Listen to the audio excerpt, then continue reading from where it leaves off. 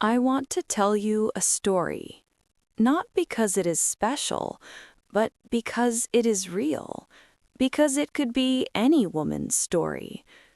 My name is Margaret.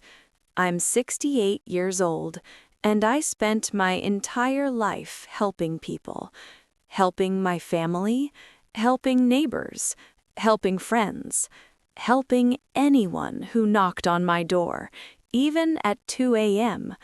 I thought kindness always comes back, but life taught me something different. I grew up believing that love means giving, so when I married, I gave everything to my husband, Arthur. When we had our son, Daniel, I dedicated my whole world to him. I cooked, I cleaned, I worked extra hours, I skipped buying things for myself so he could have more.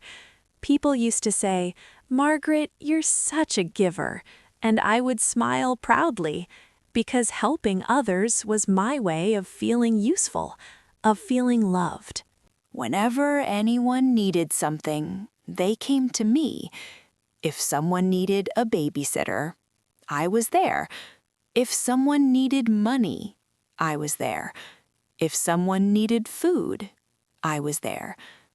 Every Christmas, my house was full of people, not because they loved me, but because I would cook for everyone. And I didn't mind. I believed one day, when I needed them, they would be there too. But I was wrong. That night, I collapsed on the kitchen floor. I remember the cold tiles under my cheek. I remember whispering, "God, I helped so many people. Why is no one here for me now?" Then I cried, not because of the pain in my body, but because of the pain in my heart. I realized something devastating. People love you as long as you are useful. When your hands stop giving, their hearts stop caring. Eventually, I managed to dial emergency services. They came, they saved me. But do you know who visited me in the hospital? No one. Not my son. Not my friends. Not a single person I once helped. I remember sitting on the hospital bed, watching other patients receive visitors, flowers, cards, warm hugs. I had none, just a quiet room and the sound of my heartbeat reminding me I still existed. When I returned home, the house felt different. It wasn't home anymore. It was a museum of memories, of a woman who gave too much and received too little. I sat in my living room and whispered to myself, I spent my whole life filling everyone else's cup, and no one ever filled mine. And that day, I made a promise to myself. Not anger, not revenge, just a gentle promise. I will stop pouring from an empty heart. I started doing small things for myself.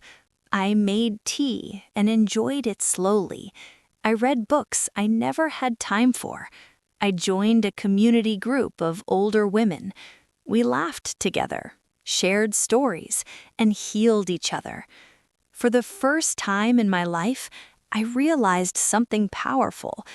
Kindness is beautiful, but kindness without boundaries is self-destruction. One evening, months later, Daniel came to see me. He stood at the door awkwardly and said, "Mum, I'm sorry. I should have been there." I looked at him. My heart softened, as it always did. But I didn't pretend any more.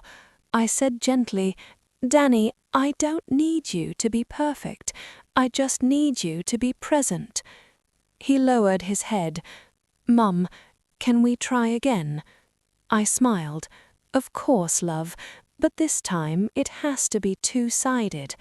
And for the first time, I felt seen, not as a helper, not as a giver, but as a human being. If you're listening to this story, I want you to hear this carefully. Do not spend your whole life helping everyone and forget to help yourself. People may forget your kindness. They may disappear when you need them. They may take more than they give.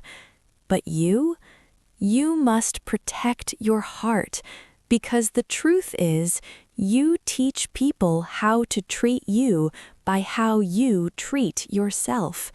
Set boundaries. Say no. Save some love for yourself. You deserve rest. You deserve care. You deserve the same kindness you give to others. My story isn't a sad ending. It's a beginning of self-respect, self-love, and a quieter, gentler life. And maybe that's enough.